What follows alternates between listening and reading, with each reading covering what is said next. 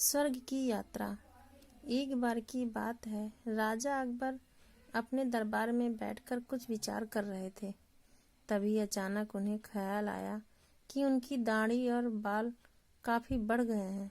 इस ख्याल के आते ही उन्होंने अपने एक दरबारी को बुलाकर नाई को फौरन हाजिर होने का संदेश भिजवाया। राजा का संदेश मिलते ही नाई महल पहुंच गया।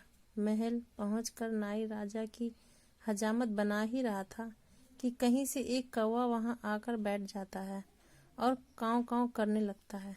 राजा अकबर नाई से पूछते हैं, यह कौवा काँव काँव क्यों कर रहा है? इस पर नाई जवाब देता है, यह आपके पूर्वजों का हालचाल बताने आया है। नाई के इतना कहते ही राजा अकबर आश्चर्य से पूछते हैं, तो बताओ फिर यह कौवा मेरे पूर्वजों के बारे में आखिर क्या बता रहा है? राजा के इस सवाल पर नाई कहता है, यह कौवा कह रहा है कि आपके पूर्वज स्वर्ग में मुसीबत में हैं और काफी परेशान हैं।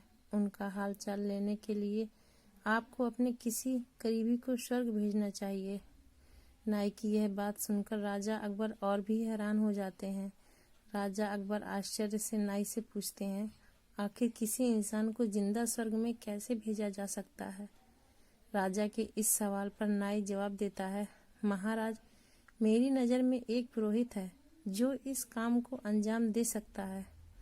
बस आप इस काम के लिए अपने किसी करीबी को स्वर्ग जाने के लिए राजी कर लीजिए। नाई के इस आश्वासन पर राजा अकबर तैयार हो जाते हैं और दरबार में अपने सभी करीबी दरबारियों को बुलाते हैं।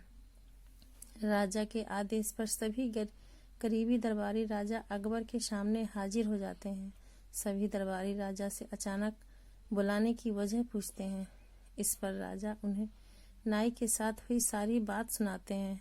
राजा की बात सुनकर सभी दरबारी एक मत में बीरबल का नाम आगे रखते हैं। दरबारी कहते हैं कि स्वर्ग जाकर पूर्वजों का हाल चाल लेने के लिए बीरबल से उचित व्यक्ति और कोई नहीं हो सकता, क्योंकि बीरबल हम सब में सबसे ज्यादा बुद्धिमान और चतुर हैं।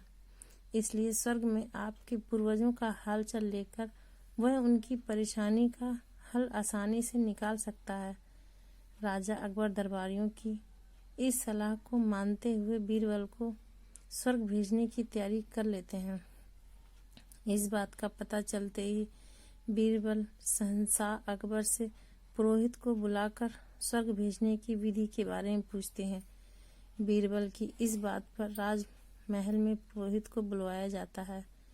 पुरोहित के आते ही उनसे स्वर्ग आने की विधि के बारे में पूछा जाता है।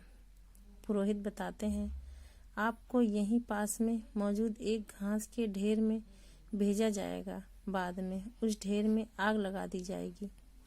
फिर कुछ मंत्रों की शक्ति से आपको स्वर्ग भेज दिया जाएगा। स्वर्ग जाने की पूरी प्रक्रिया जानने के बाद बीरबल राजा अकबर से करीब 11 दिन का समय मांगते हैं और पुरोहित को 11 दिन बाद बुलाने की बात रखते हैं। वह कहते हैं, मैं स्वर्ग जा रहा हूँ और कितने दिन मुझे लौटने में लगेंगे इस बारे में निश्चित तौर पर कुछ भी कहना मुश्किल है। इसलिए स्वर्ग जाने से पहले एक बार मैं अपने परिवार से मिलना चाहता हूँ और कुछ समय बिताना चाहता हूँ। बीरबल अपने घर जाने के लिए महल से रवाना हो जाते हैं। देखते देखते 11 दिन बीत जाते हैं। 12वें दिन बीरबल स्वर्ग जाने के लिए राजा अकबर के सामने हाजिर होते हैं। पुरोहित को बुलाया जाता है और बीरबल को स्वर्ग भेजने की तैयारी की जाने लगती है। पुरोहित बीरबल को स्वर्ग भेजने के लिए महल से कुछ दूर घास का एक ढेर लगवाते हैं। बीरबल को स्वर्ग भेजने के लिए घास के ढेर के अंदर भिजवाया जाता है। घास के ढेर के अंदर जाते ही पुरोहित घास के ढेर में आग लगा देते हैं और बीरबल को स्वर्ग भेजने की प्रक्रिया पूरी होती है। धीरे धीरे 2 महीने बीत जाते हैं और राजा अकबर को बीरबल की चिंता होने लगती है। तभी अचानक बीरबल दरबार में हाजिर हो जाते हैं। राजा अकबर बीरबल को देखते प्रसन्न होते हैं और अपने पूर्वजों का हालचाल पूछते हैं। तब बीरबल बताते हैं आपके पूर्वज काफ़ी खुश हैं और मज़े में हैं। उन्हें बस एक ही तकलीफ़ है कि उनकी दाढ़ी और बाल काफ़ी बड़े हो गए हैं, जिन्हें काटने वाला स्वर्ग में कोई नाई नहीं है, इसलिए वहाँ उन्हें नाई की ज़रूरत है। बीरबल कहते हैं, ऐसे में हमें आपके पूर्वजों के लिए एक अच्छे नाई को स्वर्ग भेजने की तैयारी करनी चाहिए। बीरबल की इस बात पर राजा नाई को स्वर्ग जाने का आदेश देते हैं।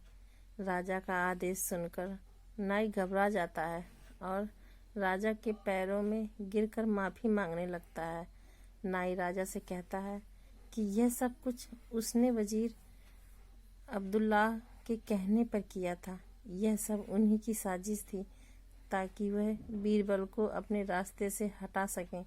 अब राजा अकबर के सामने सारी सच्चाई आ चुकी थी। ये सब जानने के बाद राजा अकबर ने वजीर अब्दुल्लाह और उनके साथियों को दंड देने का आदेश दिया। अंत में राजा अकबर बीरबल से पूछते हैं, तुम्हें इस सच्चाई का पता कैसे चला और तुम घास के ढेर में आग लगने के बाद कैसे बच गए?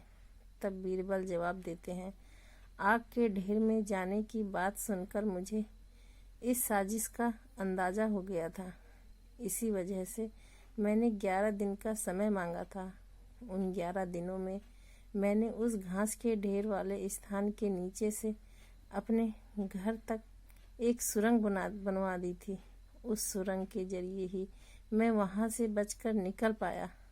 बीरबल की पूरी बात सुनकर राजा बहुत प्रसन्न हुए और बोले, वाह बीरबल वाह, यह काम केवल तुम ही कर सकते थे।